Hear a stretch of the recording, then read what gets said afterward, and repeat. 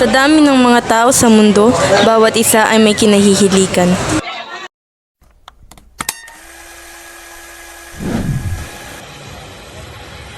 So ayan, magtatanong muna tayo sa mga nakakatanda sa atin. Sa tingin mo, kuya, pangalan? Silito, kapay.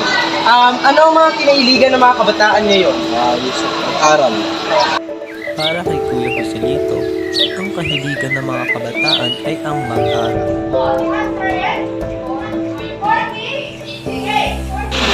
Narito ngayon si Ma'am Angelica para tanungin natin kung sa paningin niya, ano ang mga kinahiligan ng kabataan? Dahil nga sa pagyabong ng teknolohiya sa panahon ngayon, napapansin ko na ang mga kabataan ay nahihilig sa paglalaro ng mobile games, panonood ng K-drama, sa iba't ibang social media platform. Para po sa'yo, Ma'am Angelica, bakit po yung nakahiligan ng mga kabataan? Dahil ibang-iba na rin yung mundong kanilang ginagalawan, mas marami ng invensyon, mas makabago na ang teknolohiya. Meron tayong tinatawag na AI, Artificial Intelligence. So, naiinit sila dito kasi nagbabago na rin yung mga kung ano ang meron noon. Meron din ngayon, kaya lang nababago nga, yumayabong. Para po sa'yo, Ma'am, ano po yung mga naitutulong na sa mga kabataan? Social media, mas nagiging aware sila kung ano ang pagganap sa mga pangyayari sa mundo, sa bansa, sa kanilang paligid na ginagalawan. Mobile games, makakatulong kung ito ay limitado lamang nilang ginagawa.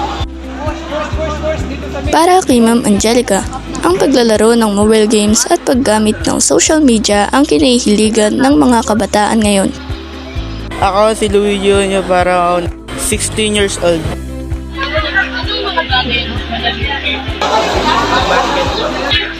Ganda. Bakit ito ang ginagawa?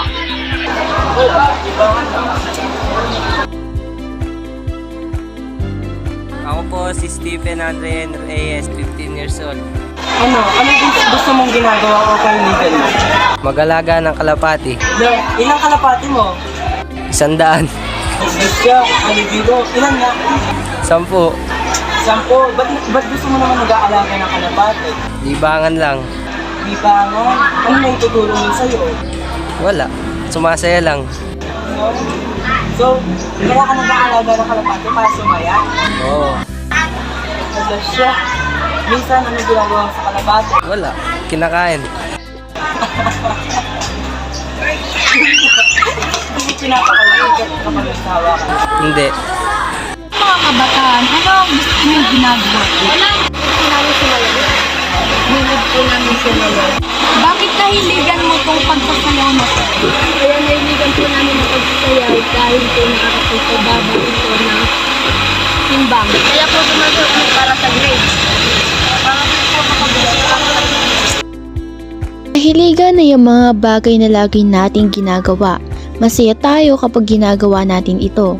Pinaniniwalaan din na kung anong yung hilig dito ka magaling. Mamuhay ka gaya ng isang malayang kalapati na may kalayaan sa anumang gustong gawin nito.